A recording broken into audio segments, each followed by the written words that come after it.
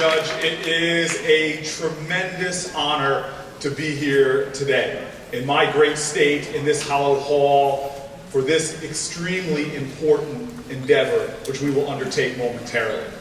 I have to say that I resist a little bit a lot of the language I hear from friends of mine who often engage in cynical commentary about politics. Words and language at every political season comes to fore that many people use as examples of negativity, whether it's individuals or things they did like swift voting or hanging chads. Many people look down on the political process.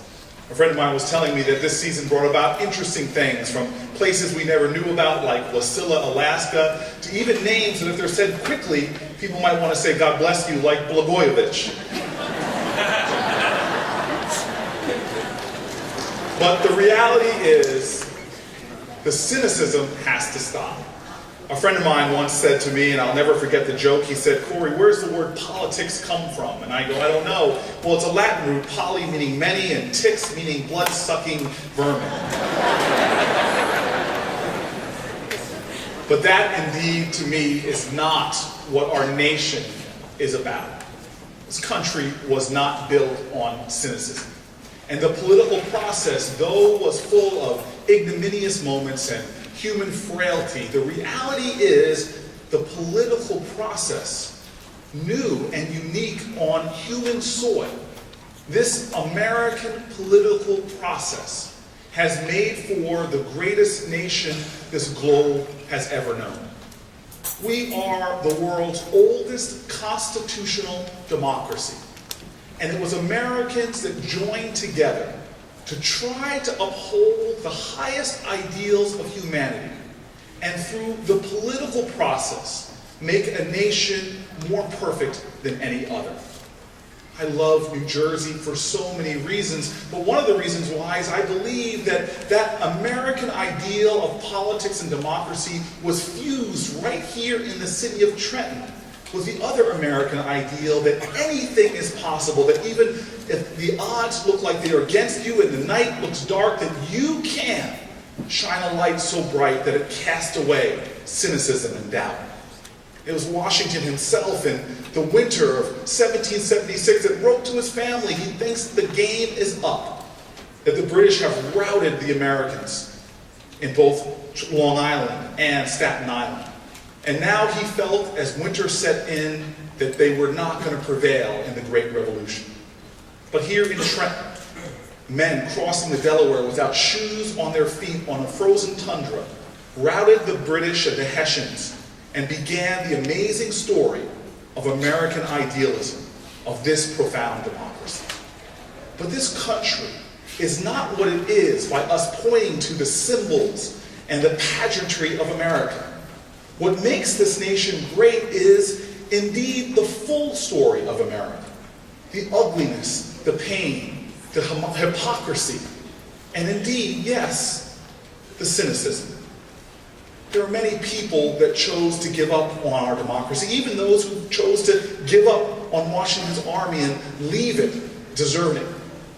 But the story of America is, despite those realities, people still believed even when all conventional wisdom said they should.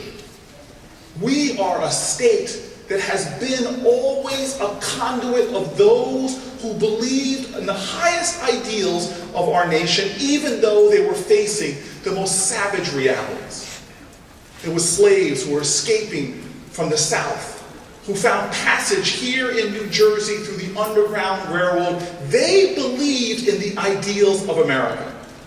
It was huddled masses from teeming shores that came right here to New Jersey at Ellis Island because they believed in the hope and the opportunity of America, even if the reality meant that they would go to work under horrible conditions, working 7 days a week just to try to make a meager living. It is in this nation that the believers in truth and justice and freedom entered their spirit and their blood and their energy into the crucible of American politics and forged for us all a nation that we can believe in. It is in this form of politics that has been born the highest of all accomplishments of mankind. I think about those people who, because of their vision and work in the political process, changed child labor in sweatshops to public education. I think about those people through the political process who changed the rejection of the ability to even participate in the vote for women and blacks and others to universal suffrage. I think about those in times of conflicting priorities. Through the political process, we're able to muster the resources, the imagination, the vision to reach out to the stars and land upon the moon. This nation has been a towering testimony to all the hopes and dreams of humanity, and it has been accomplished through politics. Men and women whose names will not be written down in history. Men and women who did not get the wonderful remuneration from private sector business achievements or the stars and glamour of being in Hollywood or being on the stage or in sports. Men and women, ordinary Americans, who are willing to do extraordinary things in the fight to make real on our democracy.